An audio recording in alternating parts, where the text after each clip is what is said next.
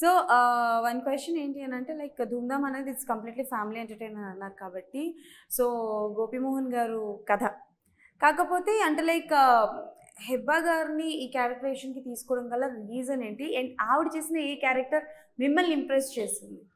దీంట్లో అండి ఒక బబ్లీగా ఉన్న క్యారెక్టర్ అండి, అందులో రిచ్ గర్ల్ క్యారెక్టర్ అనమాట.